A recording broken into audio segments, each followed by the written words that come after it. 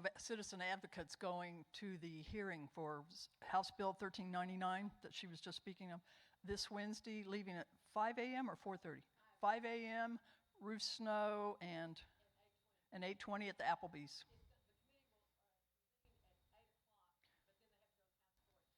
Okay.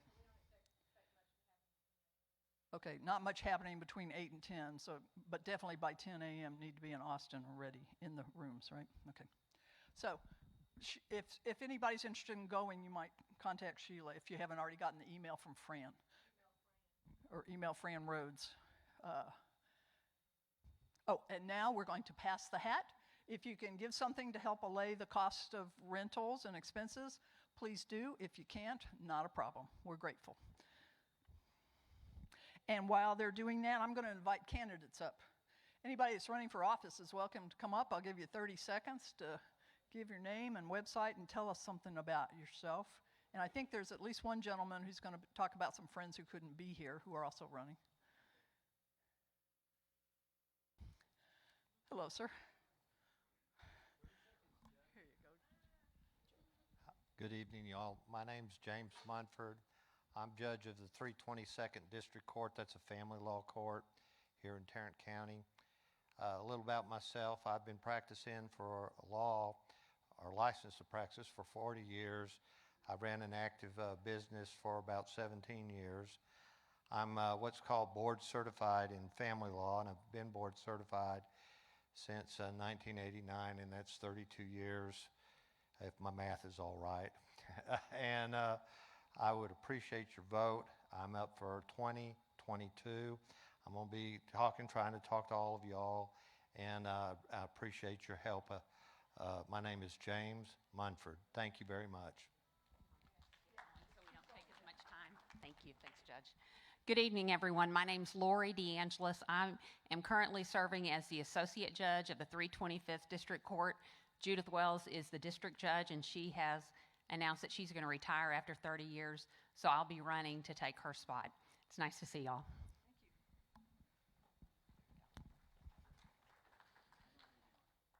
My name's Eric Starnes. I'm running for County Criminal Court number 7. That judge is retiring out of that court. I've been in the criminal justice system closing in on 3 decades. I'm a retired police officer. This is for 2022. I'm out working early, but I'm also here for 2 other candidates. One is Randy Harton. She's running for County Criminal Court number 6. She couldn't be here tonight. I brought her push cards. They're on the back table if you're interested. She's also working very early. Now, one of my friends is running for Tarrant County College District Board, District number 2, Shannon Wood. Her election is in May, so it's very close. One of the things that she's discovered is the Tarrant County College District's budget grew during the year that they were closed down by $100 million. So you might want to pay attention to that race. Stephen Chaco is about to come up here next, but I believe this is going to be a critical one on the college district, given what their budget is, and I'll let Stephen talk more about that. Thank y'all. Shannon Wood, that's District 2, that's Southlake, Westlake, Colleyville, Hearst, and some Keller and Bedford, correct. North Richland Hills too, she got a big district. I'm running for TCC Board District 3. I am some Bedford, all of Euless, come straight down 360, North Arlington, all the way down Pioneer Parkway. So it's kind of funny we're talking about this. I'm a Republican, and there are a lot of Republican groups, business groups, actually endorsing my Democratic candidate. I don't know. That's the thing. You know, I thought being a Republican meant something. So, you know, but this is the way that I guess this is my first time talking about this. I'm a Republican, and I got a lot of Republican groups, business groups, actually endorsing my Democratic candidate. I don't know. And that's the thing. You know, I thought being a Republican meant something. So, you know, but this is the way that I guess this is my first rodeo, so I'm learning how to run the rules, so to speak. Yeah, that's right. So, guys, if you can, I'm going to go around with a little bit of a sheet there. If you want to support us, there's some cards here. Just go click on it, donate. We do definitely need money. One of my great friends said you need to put your face on that sign so they can see that you are a well-tanned Republican. Okay, so I'm going to make sure I put my face out there. Shannon Wood, I got her to run. And a week later, she called me up and she's like, "Stephen, I'm going against the incumbent, and he's the board president. You got me to run?" And I'm like, "Who's this?" So, so I got rid of this thing, and she's running, and she's a feisty girl, gal, so I know she can rock. We need your support, guys. This is a lot of money. This past year, it grew to $100 million, and the school is still closed. The person that got us to run, the professor there, and he has to be escorted to his office and out. That's how bad it is. Navarro College is up and running 100%. Tarrant County, this is a shame. Thank you. Need your support, guys. Thank you.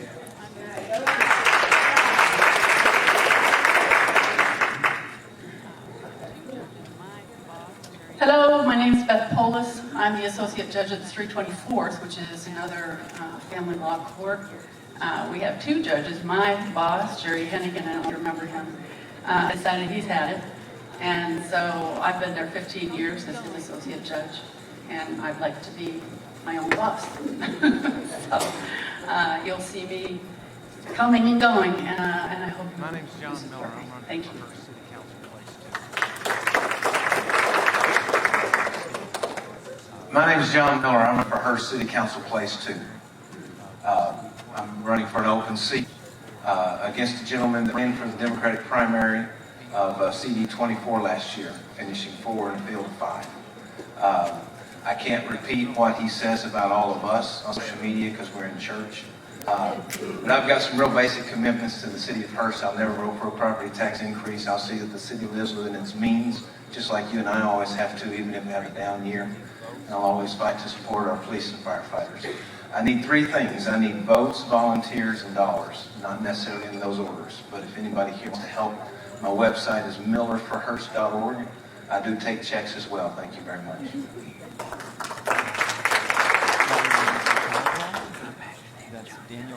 Howdy, I'm DC Caldwell. That's Daniel Caldwell. I'm both the shortest and longest name on the ballot for those who live in Fort Worth. That is City Council Place 1, also known as Mayor.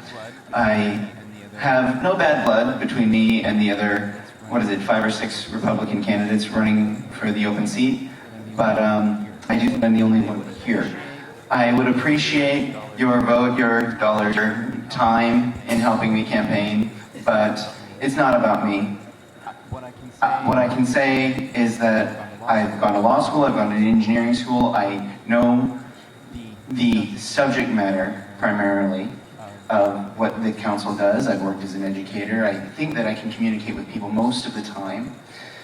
And I'd like to emphasize that I'm trying to serve.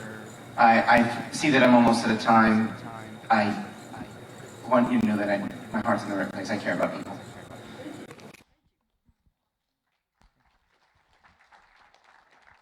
My name is Robert Bucher, and I will be running for Judge Whitley's spot next year as he's retiring. I've been going to Tarrant County Commissioner Court since last year of August, fighting all the fiscal spending they do, all the legal edicts that they keep pushing and keep pushing. And, as somebody that's going to be running, politics is not my favorite thing, but also watching people get destroyed is not any better than what I want to see. I'm very conservative, grassroots, fiscally responsible. Not everything's got to be an approval. I cannot stand that. Every time I watch, it's like, yes, yes, yes. When do you start asking the questions? How much? But I just want to say thank you. Again, my name is Robert Bucher, and I'll be running next year. I'm Chris Putnam. I'm actually press on you folks how critically important it is that we get all of you out to vote in our school board elections this cycle. I don't know if you're familiar with what's going on, but the left is highly organized and really working very hard to take over a lot of these local offices. And they've already successfully done that in a number of our school districts, including the Fort Worth School District. There was an article today actually in the paper that explained how 75% of all students in the Fort Worth Independent School District are not on reading level, reading level. These people are far too consumed with critical race theory and teaching, these social justice curriculums than actually teaching reading, writing, and arithmetic to our kids. And seniors, it's even more important that you folks come out, understand who those candidates are and come out. Seniors aren't typically voting, a lot of these school board elections. If we just get Republican seniors, to understand who the conservative candidates are in each of these elections, and come out, we could really make a difference in terms of turning some of these boards back. I happen to, formerly from the Colleyville Grapevine area, we have two outstanding conservative candidates there right now, Shannon Braun and Stetson Clark, both of whom are deeply conservative and are running against some of the worst trustees that we've had in that district. So it's an opportunity for real change. If you live in one of those areas, please support Shannon and or Stetson. Thank you. Thank you. Right. My name is Peter Reyes, and I'm not a candidate either, and I'm speaking on the same subject that was just mentioned. I'm very, very concerned about school boards and what's going on in public schools all around the area. Kids are exposed to things at very, very early age that they have no business being exposed to. With Susan's permission, Texas Values out of Austin has put out a voter's guide for local city Board of Education candidates. So it's very, very good. There's about 30 cities on the list. So take a look at these. Will be out in the front, or get one from me, or just contact Texas Values Action out of Austin. Right. So thank you very much. God bless. Thank you. Thanks, everyone. Good luck. We look forward to hearing from you again. Our first speaker tonight is Victor Avila. He is a retired supervisory special agent for the United States Immigration and Customs Enforcement. And he has quite a compelling story to share with us. And he's an author now of this book title that we're seeing here on our screen. So without further ado, come on up, Victor. We're glad to hear from you. Thank you very much. Thank you. Thank you so much. Thank you. Good evening, everyone. I have a lot to share with you in the few minutes that I have, but I will do my best. I'll start with who I am. Besides a retired ICE special agent under Homeland Security investigations, I worked most of my career on the border, and we all know what's going on the border. First, let me address the book here. This is the book that you see on your screen. I think I'm down to a few copies only that I was able to bring with me.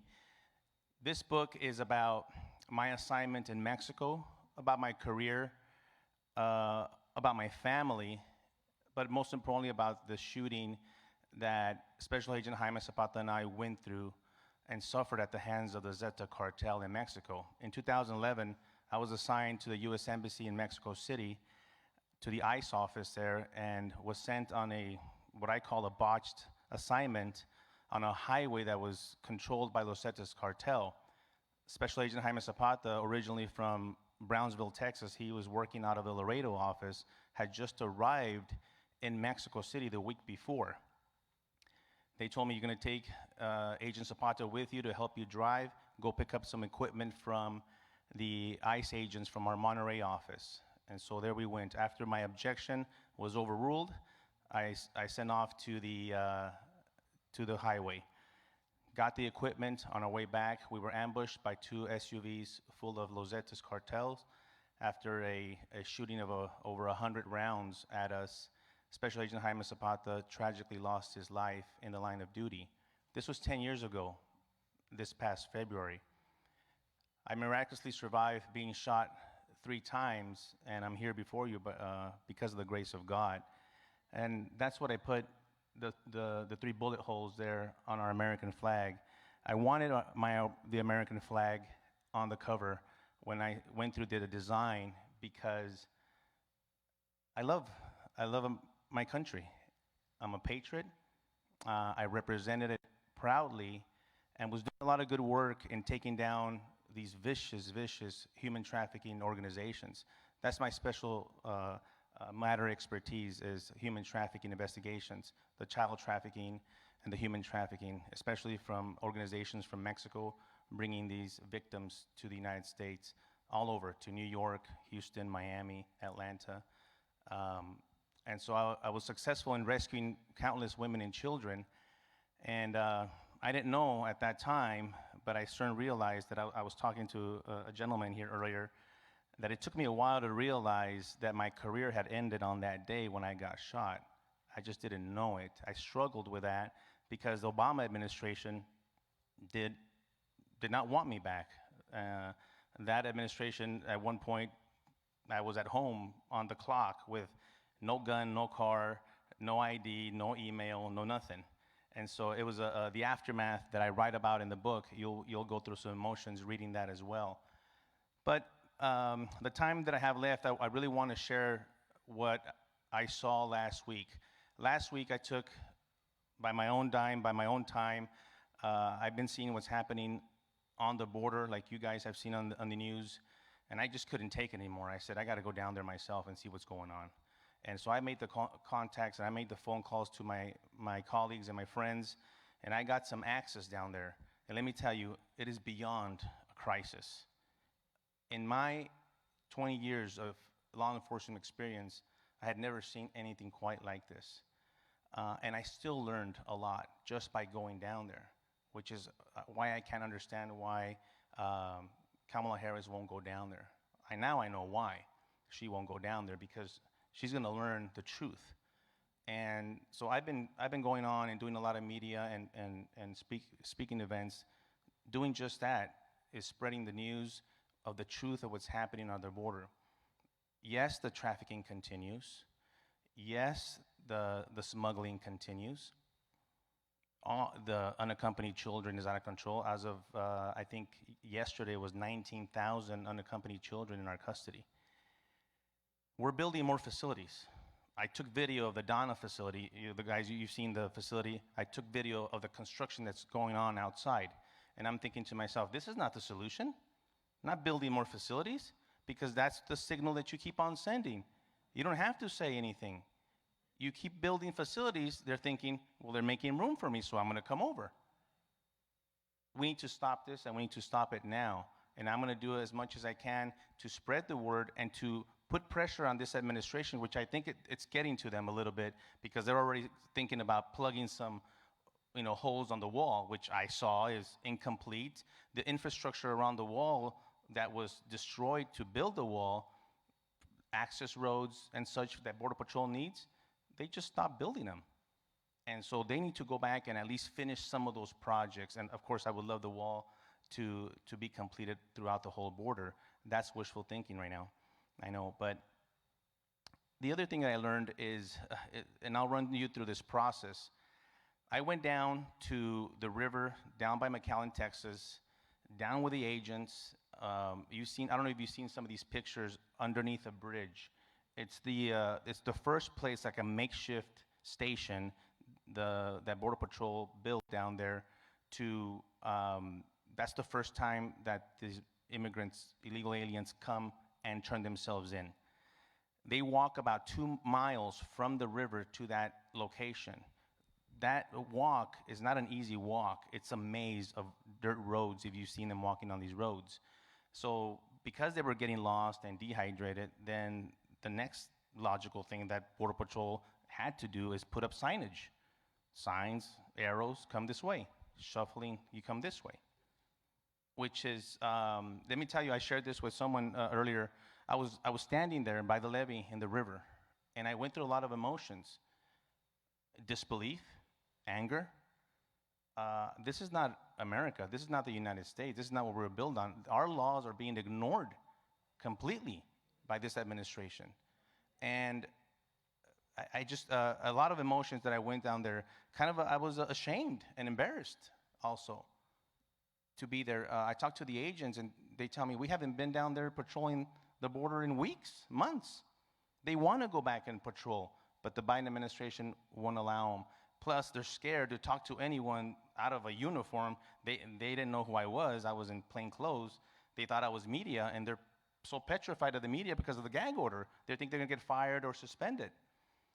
But this is what they tell me, and I'm sharing directly from the agents what they told me. They, the 21, 22-year-olds are claiming to be 17-year-olds. So they could come in as unaccompanied minors. Under federal law, if you're 17, you're treated just like if you're 5 or 6. But you have to understand that in my experience, a 17-year-old is a cartel member also, and is a gang member. But because he's 17 and is a minor, he gets to come right in. What I saw down there, I'm telling you, I couldn't believe it. While I was there with them, there was about a group of 400 plus men, women, and children. I was still under the assumption, as I was talking to the border agents, that these people were then going to be taken to the Donna Center or another facility. And then, to my surprise, they said, oh, by the way, these are not going anywhere. They're going straight to the street. And I said, wait a minute, what do you mean to the street? They put them on a white bus. I videotaped all this. They put them on a bus straight to downtown McAllen, Texas, in front of the bus station. They get off. They go into this tent where there's supposed to be COVID testing because, you know, the pressure was on the administration because of all the positive cases. So they go into this tent to get tested right away. If they're negative, they all go they follow the line. If you've seen some recent video, I shot this about a week and a half ago into this place called Catholic Charities. I actually gained access in there. I used my little bit of undercover skills there. I mean, the guard was a 21-year-old kid, and I talked to him, and I'm telling him, what's going on? How you doing? How are you feeling? He's like, I've had COVID 3 times because of all the illegals coming in. And I said, can I go in there and check it out? He says, go ahead. It is highly organized. I don't know how much these Catholic charities have anything to do with the Catholic Church, let me tell you, because they're highly suspect, and a lot of NGOs that I wish I had more time to talk about what's going on with the money that the Biden administration is sending to Central America, $4 billion, that for all intents and purposes, President Trump was going to send this money to. However, President Trump was going to send $4.8 billion he was going to have a task force. And he had it all planned on how that money was going to be distributed to, in fact, help these countries that they needed. But of course, now the $4 billion is going to be given to NGOs, non-governmental organizations. And some of these, and some that I've investigated, are not, their intentions are not what we think they are as far as helping the migrants. They just want the money. A lot of them work hand in hand with the cartels. And so that's one of the portions that's going on right now. Let me tell you the finishing, how these individuals happen to go there. After they're released from the tent, if they test negative, they go into Catholic Charities, and then they're released with this yellow envelope. I couldn't get to see inside the envelope, but I've been talking to a lot of my sources, and they're telling me there's a UN letter from the United Nations in there. Why? I don't know. Money for their airfare and bus fare. So I'll tell you this, I witnessed it. I witnessed the illegal aliens boarding buses and airplanes without an identification. I couldn't do it. As a U.S. citizen, I had to show my ID and my boarding pass to get on the airplane. I talked to the border agent at the airport, and I said, what's going on? What form of ID are they using to get on? He's like, if they go to the Donna Center, to the detention facility, they're checked, they do all the backgrounds, they do everything there at the Donna facility. And they get issued the NTA, the notice to appear, the one that they're never going to appear. You know, the one that's supposedly they're going to get a court date in 2 or 3 years or whatever. The ones that I saw didn't even get an NTA, didn't get DNA testing. The individuals that I saw, we didn't know if the children they were carrying were their children. I was just staring at how they looked. I was trying to see, you know, it was just a very hopeless type of feeling to see that. This stranger adult with 2 children. Anyway, because of what I've seen in my career and what I've worked. And so they're boarding these airplanes. If they do not go through the facility, just like the ones that I saw, they board the airplane with the form that Border Patrol gives them. It's a Form 213, which is basically information, name, address that they provide, that the illegal alien provides. And off they go. And let me tell you what's going to happen before my time runs out. This is the ripple effect that's going to affect us in our communities. It had already started in Texas and all the border states. The education system, our criminal justice system, our healthcare system. This is no joke. I'm not a fearmonger, and I've never been. But you are going to see violent acts being committed by these gang members. A lot of them, by the way, are not turning themselves in. They're still being smuggled. They don't want to be detected. You heard about the Yemenis that were caught in March on the no-fly list, on the terrorist watch list. These are the individuals that I interviewed when I was stationed in Mexico. People from Yemen, from Somalia, from Bangladesh. They're in Mexico.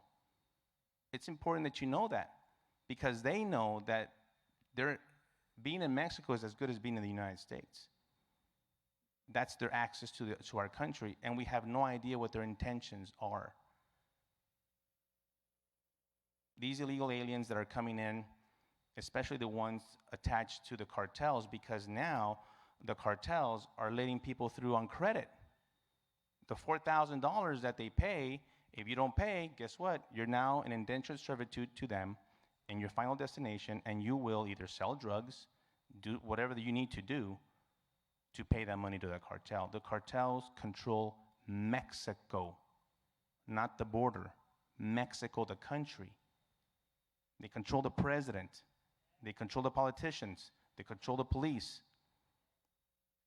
These cartels, I don't want you to think of them as drug gangs anymore, because that's not what they are. They are highly sophisticated organizations with unlimited budgets of billions of dollars. The number, I think, is $14 million a day that they're getting. $14 million a day. They're highly equipped, highly trained, and of course we know the violence. And I get a lot of videos and some that I don't even want to watch anymore, because they're torturing people. They're chopping off heads. They're doing horrific things. But that affects us here. The cartels are present in every part of our country. And of this illegal immigration, if we don't do something about it now, you have to have your voices heard. Let's put the pressure on this administration to have them at least implement some of these policies that the Trump administration had, and hopefully get them down there so they can see for themselves. Hopefully you could catch a copy of my book. I think I had about 3 left up there. They're $35 for the hardcover, and you could get it on Amazon. You go to my website, www.agentunderfirebook.com, and you can follow me on Facebook, Victor Avila Facebook, and hope I could see you there and talk to you. Thank you so much for the time today.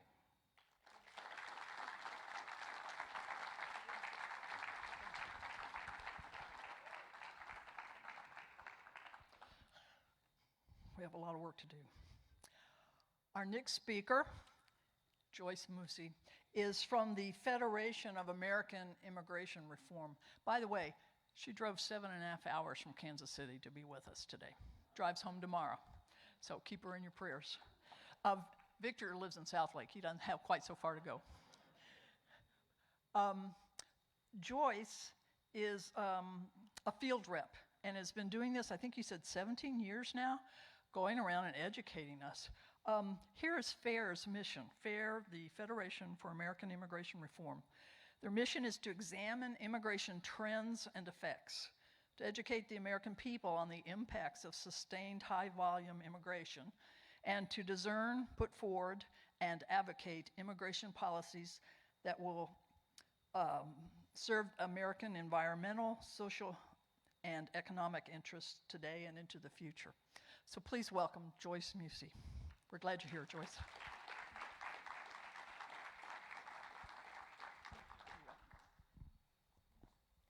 I'm glad this isn't taller than I am. It's wonderful to be back in Texas. It's been a really long time since I've been here. I would have been here last March in Houston, but COVID happened and I couldn't fly, and that was the end of that. So I'm so happy that I'm down here now and speaking to all of you and to encourage you. I mean, I've been 17 years with FAIR, and I can tell you that I started out someone sitting in a chair somewhere, and I said, I'm going to go do something. And that's over 20 years ago. So whatever work you can do, whatever you can do, pick up a phone and talk to somebody, it's worth it. It's worth it to get the word out and to have that collegial sort of experience with people who are like-minded. We don't all always agree on every little point, but we're all like-minded. I tell people, you don't want to fight with your friends. My name is Robert Bucher, and I'll be running for Judge Whitley's spot next year as he's retiring. I've been going to Tarrant County Commissioner Court since last. But we're all like-minded. So I tell people, you don't want to fight with your friends. Still want to do that. So, but anyway, I wish FAIR's been around for 40 years. Last year was our 40th anniversary. So we've been around for a while. We don't take any government money, grant money. We write position papers, which you can go to our website if you type that in, and you can read some of our policy documents that we have.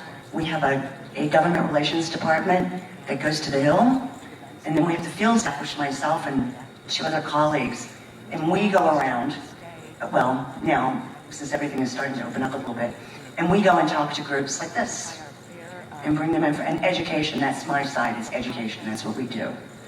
And then sometimes we have big events in Washington that we invite activists to do, so we do a lot in just trying to stay up on that and being the go-to group. And you can find our FAIR YouTube channel. We have a podcast every week, Dan Stein and our GR team, and that's every week, so you can get some really good information there, and I encourage you to go.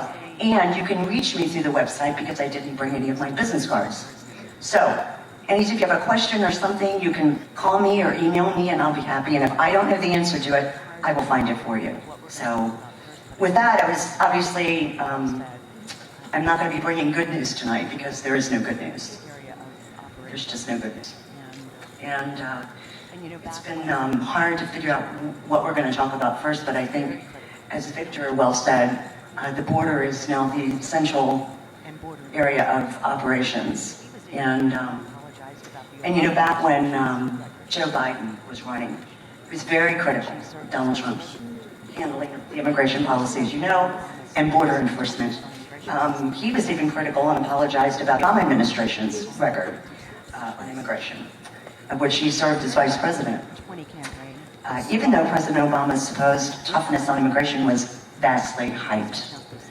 I think they called him the deportation in chief.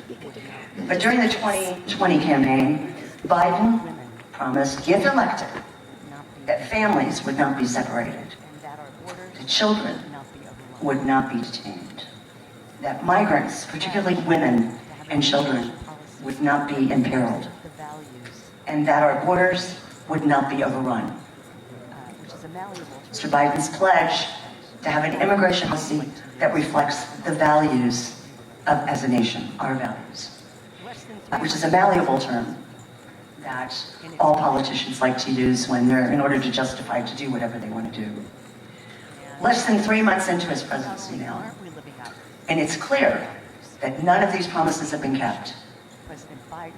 And that not only aren't we living up to our values as a Maine nation, President Biden's immigration policies are directly responsible for greater despair and abuse and death. Children are being separated from their parents, even in greater numbers than occurred under the brief period that Trump administration lawfully removed children from the custody of adults who were smuggling them across the border. President Biden's clear and repeated assertion that unaccompanied minors would be allowed to remain in the United States has predictably resulted in unprecedented numbers of parents making the decision to separate themselves from their children. And I want to remind you that whenever there's a president of the United States, whether it's President Biden, President Trump, President Obama, When they speak about the border and immigration, the whole world is listening. They're all listening. Heads of the sovereign nation. Because they're heads of the sovereign nation. And President Biden is the head of the sovereign nation. And he's making decisions. And the people that are coming across the border now, they listened to President Biden. And I'm sure Victor even agreed as well that you have cartel members and traffickers. Yes, yes, you can come north now. It's safe. It's safe. And so, they went after President Trump because they so he don't put kids in cages, which weren't really cages at all. But that's what they said. And it was mostly to protect the kids. And the Biden administration is now detaining children in facilities that are at a 1,600% of capacity. And this is amid a global pandemic. What if there wasn't a global pandemic? What if COVID never happened? It would be extraordinary, the pressure, not only just in Texas, but throughout the country. It would be extraordinary. So, unfortunately, there's kids who are in detention center, and I'm not suggesting they should be there, but that they're the lucky ones because you saw the news, everyone saw it, about the two little girls that went over the wall. They just left them there. And the smuggler scooted over on the other side and went off. And the little boy, the 10-year-old little boy that was found wandering around in the desert, just left him there. Those are the people that Victor said that are the cartel and those smugglers are making $14 million a month, a day. $14 million a day. That's a very lucrative business. It's not steady, but it's lucrative. But this is on the backs of, they're smuggling human beings, children and women and young people into the United States. And it's been shameful what's going on. It's been shameful. And then that other smuggler that threw that 6-month-old into the Rio Grande as a diversion, that's one of the guys that's involved in the $14 million a day business. You know, his drugs and his arms, guns, he lost control of that. So, but, and we're never going to know really how many people have, what kind of abuse they have suffered on the way to the U.S. We don't know. We may never know. Or even at the hands of, they suffered abuse by the criminal element. And there have been times I know that I've talked to Border Patrol agents where young girls have been raped, among other things, disastrous things. And but we do know that the President Biden's, he's got a self-induced border crisis. He induced the border crisis by telling them, come on, don't come now, maybe come later. They've got an advertising campaign going on down in the Northern Triangle and in Mexico, please don't come. And the Obama administration had the same, please don't come. But it doesn't matter. There's a variety of reasons why they're coming. And so the human toll of all of this is not limited to immigrants, and Victor even said this himself, and their children. But it's coming to the American cities, small towns, big towns, and not just Texas. It's going everywhere. And, but we have the potential harm for, as Victor also said, terrorists and violent criminals and further spread of COVID as people pour across our borders. But I don't know if you read this or not, it is on our website, that it's become so urgent that 275 sheriffs from 39 states wrote an impassioned letter to the president. You can't do this. You've got to do something about this. Which, and you can read our press release about it and also read their letter and all the sheriffs that signed it. I didn't check the sheriffs from Texas. I'm sure there were some on there, but I didn't check. So the cornerstone of effective immigration and border enforcement is deterrent. That's simply how it is. You deter people from doing things. You don't incentivize them to do it. And the most humane way of preventing people from putting their lives and their children's lives in peril is to convince them they will not benefit from doing so. How did it benefit the mother or father of those 2 little girls that got thrown over a wall? How did that benefit them? I don't know if those girls were hurt or not, or bruised. They could have had their legs broken because of some heartless smuggler. And, you know, we can't just tell people things. We have to convince them this is really a bad decision that you're making. And make no mistake about it, when people come here unlawfully, they are rational human beings who are making a decision. They're rational, and they're making a decision to violate the law. Or they're being, as Victor said, well said, they're being induced to come over to carry drugs with them.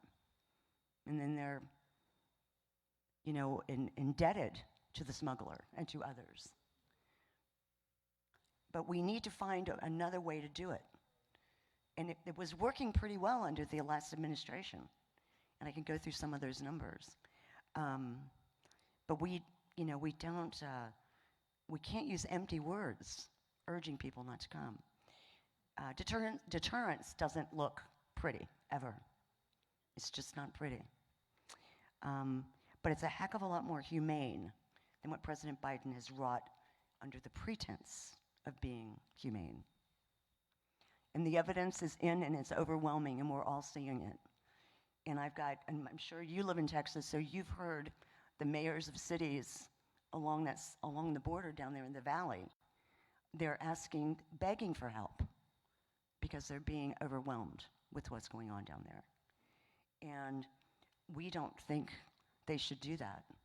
We think they should not be overwhelmed. And it's the job of the President of the United States, who is supposed to protect the sovereignty of our country, the national security of our country. And when you have terrorist and criminal element coming in, you're not being able to vet anyone. And that's why, and we, at FAIR, we believe that the American people get to decide who can come in, how many, and what the rules are. Because we have a right to the sovereignty of our country and border security, because every sovereign nation has the right to defend its borders. That's a fiduciary, and that is something that we must do in order to stay sovereign. We must do that. But these sorts of policies that now are in place by President Biden are not working toward that goal. And which is something that is just amazing, that we went within seconds like that, and there was a change. And, I can't see into the future, but this is not good so far. But getting into how the policies changed, one of the documents that we have a fact sheet on our website, which I'm going to go through part of this with you. This is how the administration policies created a self-inflicted crisis. And it goes through each portion of it. One in particular about the border numbers. Also, it's a promise of amnesty. Again, 2 bills passed the House. 2 amnesty bills passed the House just in March. It is, let's see, it was H.R. 6. The legislation grants a pathway to citizenship to around 3 million illegal aliens who are already in the country. This was the mid-March. Those are the DACA students that the President Obama gave 2-year reprieve to. And so the bill would provide a pathway to citizenship to hundreds of thousands of migrants under temporary relief and humanitarian programs, including temporary protected status, which is TPS, and deferred enforced departure. It does not contain any immigration enforcement provisions to address the current crisis at the southern border. So it passed the House, H.R. 6 passed the House. 228 to 197, with 9 Republicans joining the Democrats on that amnesty. We opposed the bill. The second bill that passed was H.R. 1603. This is the Farm Workforce Modernization Act. The title alone is not even accurate. It's not the best title. The legislation grants pathway to citizenship to 3 million illegal aliens that are already in the country, which is well beyond the 700,000 of the DACA people. The bill also provides a pathway to citizenship to hundreds of thousands of migrants under TPS as well, and other humanitarian programs.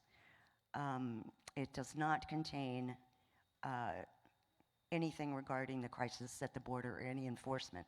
So this mostly has to do with farmers. This is the seasonal workers, and it's called CAW, call, CAW. It's the call. So that, we oppose that as well. But here's the good news, is that the bill now head to the Senate, where Republicans are suddenly taking a hard line on immigration because of the border. But at this time, we don't believe that they're not going to be able to reach the 60 votes threshold needed to advance. However, if the Democrats choose to eliminate the filibuster, that would be another story. So we'll see. We're just keeping a watchful eye on those, but it was very disappointing when both of those bills passed. And I don't know whether it's going to pass the Senate, but this is not the first time. 2013, under Barack Obama, we had the Gang of 8 bill. Do you remember that? Where they passed that bill. And George Bush had one, and that was in 2008. I think it got through the Senate. Didn't get through the House. The Gang of 8 bill was passed the Senate but didn't go to the House. And now we have these bills that did pass the House. So, but the inactivity of the Congress not to move on certain things is just beyond everyone's comprehension. The idea that if, for example, let's take the unaccompanied minors. If you're an unaccompanied minor coming from Mexico, you can be turned around and they'll send you back home. But if you come anywhere other than Mexico, like from Canada or, for example, the Northern Triangle, they can't send you back because of the Flores decision.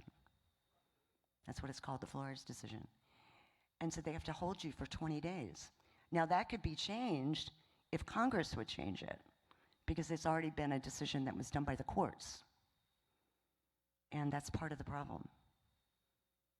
And until Congress moves, I don't know how they're going to change it now, but so far, and I can get you more information about the Flores decision if you'd like, but that's part of the problem that we're having with that. But you have to, I guess it just, and I know it's, you guys know this as well as we do, that we have to be diligent in talking to our elected officials, whether on a state level, as you know, which I just saw the great video that you had of your update from the legislature. That's fabulous. But also to your neighbors and also to your federal officials as well. And talk to them about this, what's going on, and encourage them to do something about it. Now, Ted Cruz has been down to the border. I think, who else has been down there? I can't remember, from Texas. I think it was Ted Cruz and Mo Brooks. No. Who? No, not Mo Brooks. I think he went down there, though, but he's not from Texas, yeah. And I've been down to the border at least 8 times. And it was my first time down there. I was stunned. I'd never seen anything like that in my life. And I rode with Border Patrol, and it was an education in my mind. And then we went down again during the wave, the 2014 under the Obama administration. And that was certainly opened my eyes. It did. And I'm sure, you live here. I'm not telling you anything you don't know. But yeah, so we have a very long list of things that have to be done. But so also the amnesty is another part of the Biden's process, why we're having the problem we're having. Because again, if you promise amnesty, you hear about an amnesty, People are going to come over. They just are. And the cost, even if everyone got amnestied, the cost to the American taxpayer would rise exponentially as most amnestied illegal aliens will qualify for state and federal welfare programs. Based on FAIR's comprehensive fiscal study in 2017, illegal aliens impose a net burden of $133.7 billion annually. This cost would only worsen in time, only worsen. So, and also, halting the construction, obviously, Victor spoke about that as well. That's the problem. Then ending the policies that deferred fraudulent asylum claims. You know, when a person comes in, they want asylum to come in from another country. And that's why the Biden administration ended the Remain in Mexico, or the Migrant Protection Protocols. The President Trump instituted the MPP in the spring of 2019 to combat a humanitarian and security crisis that was occurring at the southern border. The policy required anyone who arrived at the border claiming asylum, they had to wait in Mexico until their court proceeding, because they don't show up in court. So this actually worked because they got rid of the loopholes in asylum. Because you can't claim asylum because you have a bad neighborhood,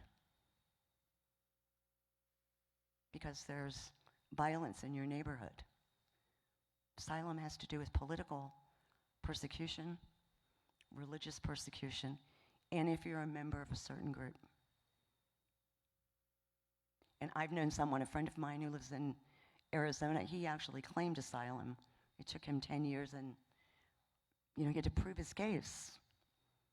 And it took a long time for him to, he wrote a book about it. You should have him come and speak to you, he's wonderful.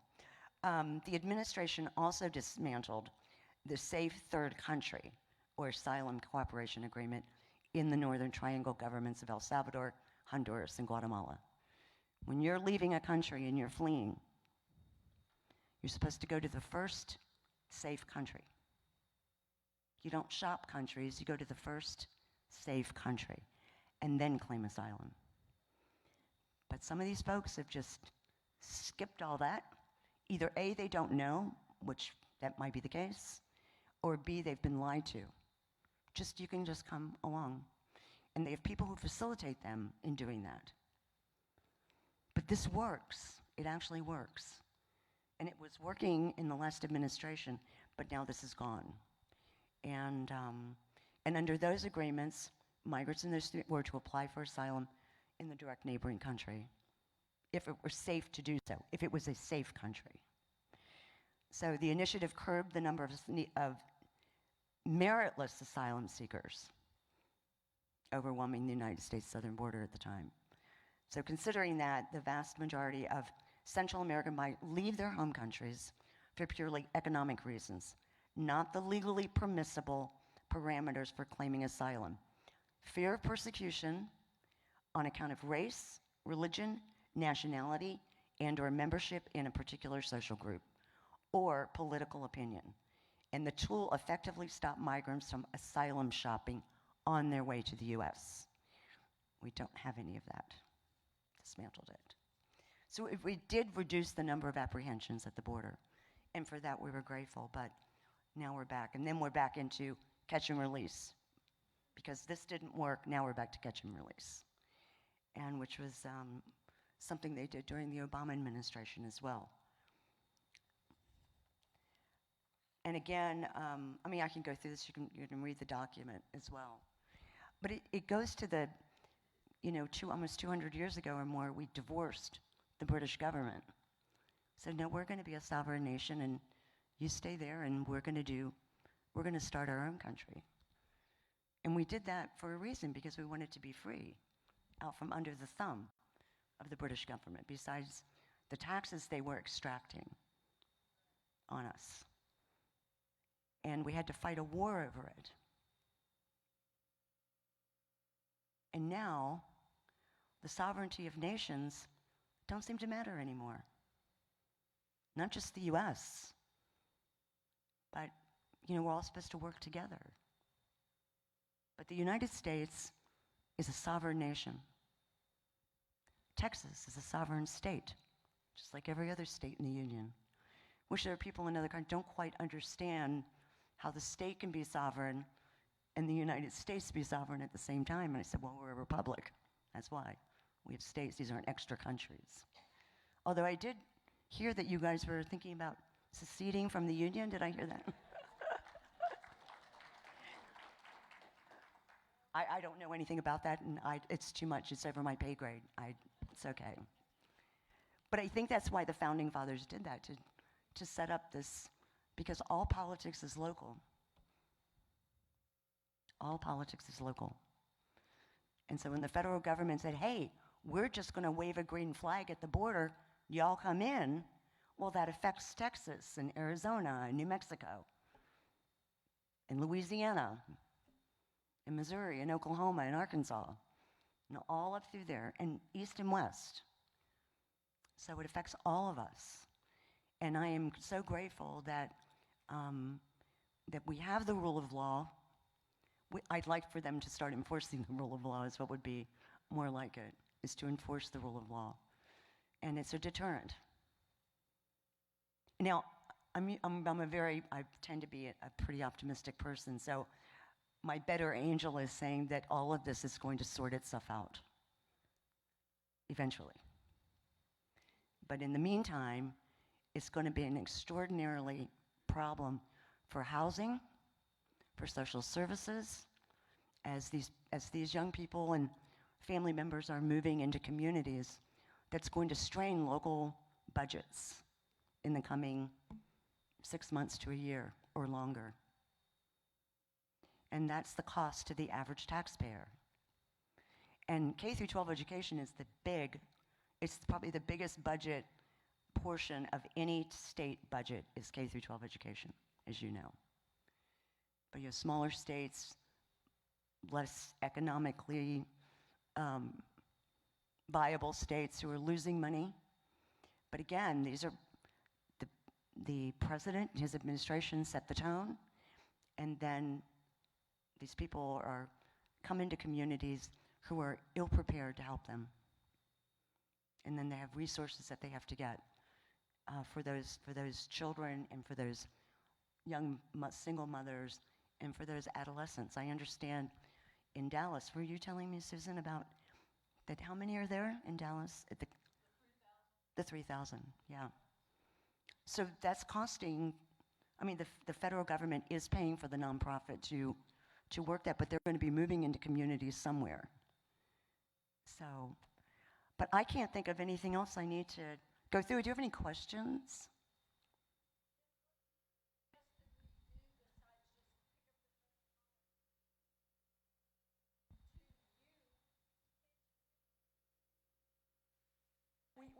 No, we do go to the media.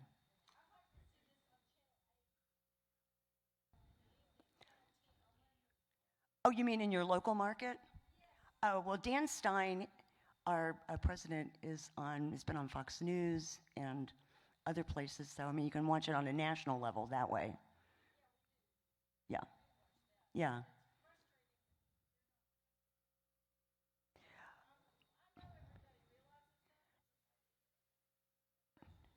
Well, sure, it does. It does go up. My blood pressure goes up, which is why I don't watch television. I watch things on clips on YouTube and stuff. I don't watch television because I would throw pillows at the TV.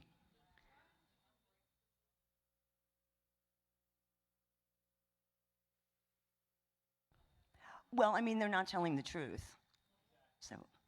So that's why when you can go on YouTube, on our YouTube video, and you can watch the video from when we were down at the border last week. And it's very interesting, and you can go to FAIR on YouTube and you can watch it. They filmed it, they went down there and walked around and did things, and, I'm sorry? Yeah, I know.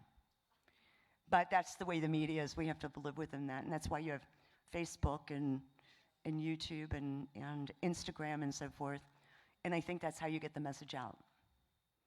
And I know that it sounds trite to say, well, just go talk to your federal officials, but you still have to do that in some way. Write them letters, or I know we can't go to their offices now because of COVID. I don't know how open it is here, but does anybody have any other questions? Yes.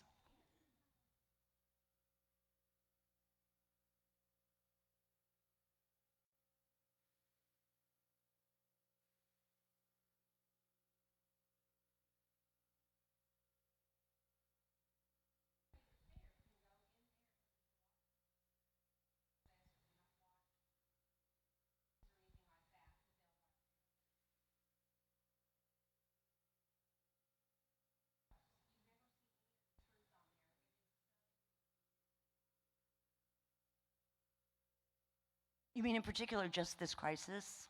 Is that what you're saying?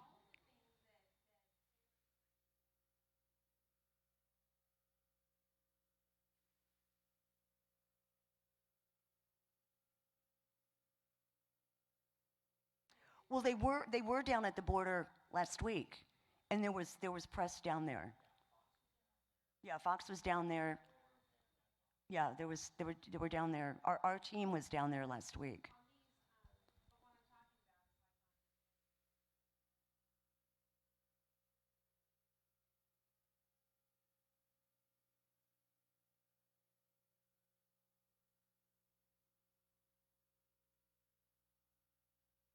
And this is in the Dallas market? Media market? Oh, okay. Maybe you could send me that information. Yeah. Yeah. And talk radio is very good. Local talk radio is very good. And I know we've got Dan Stein and so forth. We've got guys on the radio at least once or twice a week. Yes. No, I think Paxton just, where are my notes here? I think he, pardon me, you're Attorney General, right? I think he filed a lawsuit that was going to affect the state of Texas. Yeah, he did. But I don't have the information in front of me right now, but he did. And because the border's open, it's affecting Texas. And he joined, yeah, so there are things that can do by attorney generals by filing lawsuits, and I'm not a lawyer, so I can't speak to that. Well, unless your state legislature, but I don't know if they have any jurisdiction on a federal level. I know that, I think it was your governor sent DPS down there to help. Because when Border Patrol is dealing with these people coming across the border, then that leaves holes open for, and I think DPS has picked up part of that. I mean, they're not arresting anybody unless they've committed a crime, but I think they're just being supportive to Border Patrol down there. And so the states can do something, and I don't know if they sent the National Guard down there or not. I can't remember if they did in Texas. So there are things states can do as well. So is there any other questions? Yes.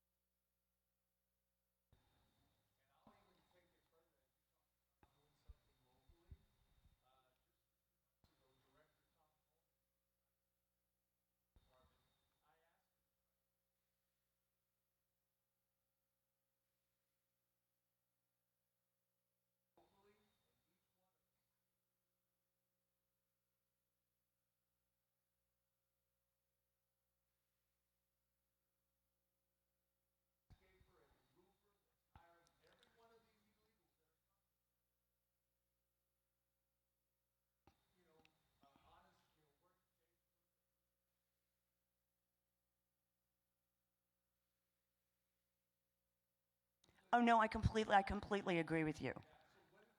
And also this has to do with the idea that the push-pull, the pull to come to the U.S. is if if they're claiming they want jobs, well, there's someone up here to hire them. And even the U.S. Chamber of Commerce doesn't have a problem with that. You know, we need people here because Americans won't do the jobs that anyone else will do. So they say. But not at that price. Exactly. Exactly. And so, but we've got over 10 million Americans out of work.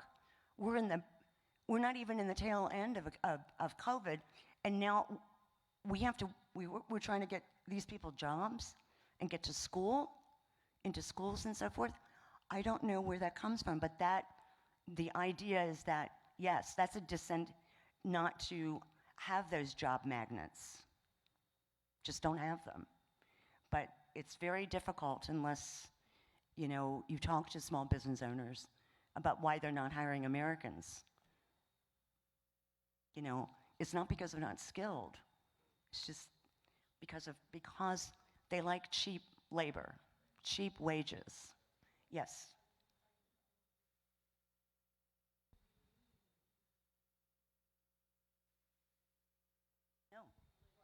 No.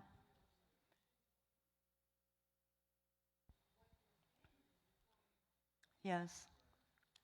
I mean, if you don't know by looking at someone. You don't know if they're here unlawfully or not. You have no idea.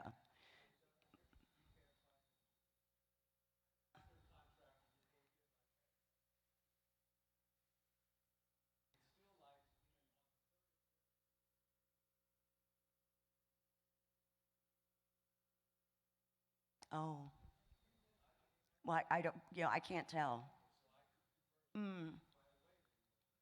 But no, they want cheap labor, and it's not just landscaping or people, it's Facebook and Google and the big companies that are now, you know, the masters of the universe. They want their cheap labor as well.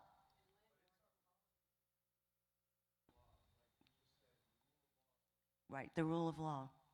I'm sorry, ma'am.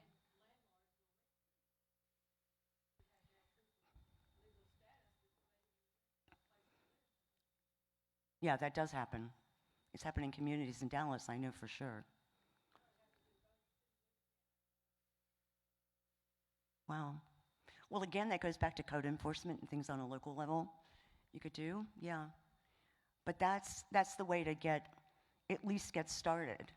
And it's just a conversation. And I have conversations with, well, I used to when I was on airplanes. And so we would chat, and then someone would say, well, what kind of work do you do? So I tell them, and they go, well, I don't like that or something. And I'll say, well, why? Why don't you like that? Tell me about your worldview. How does that? So I do this because I really want to know. And I talked to an engineer once, and he went through all of our little documents that we had out. It was actually in Dallas. There was a big environmental event. And he was a lovely man, retired engineer, a PhD. And we had this wonderful conversation about, he explained to me what he thought about things, and he didn't like this. And I said, well, you know, how many people should we bring in? There's 7 billion people in the world. How many should we bring into the US? And he goes, well, I don't know. I said, well, how are you going to have food, housing alone, water, you know? And those are things that we have to think about. You have to think long term and just not, this is what I want. But that takes, and I like to talk to people who actually don't, you know, that don't necessarily agree with me, because I find out more about myself as well as about them. And I think that's important, and I think that you can open up communications with people that you think that you would never have an effect on them, but you do. And you can win arguments, or maybe just plant a seed in someone's, you know, mind, and then they'll go off and go look into it themselves, which I think is the human thing to do, to be curious about something. And but thank you. You've been a lovely audience, and thank you again for the invite, and I hope you'll invite me back sometime.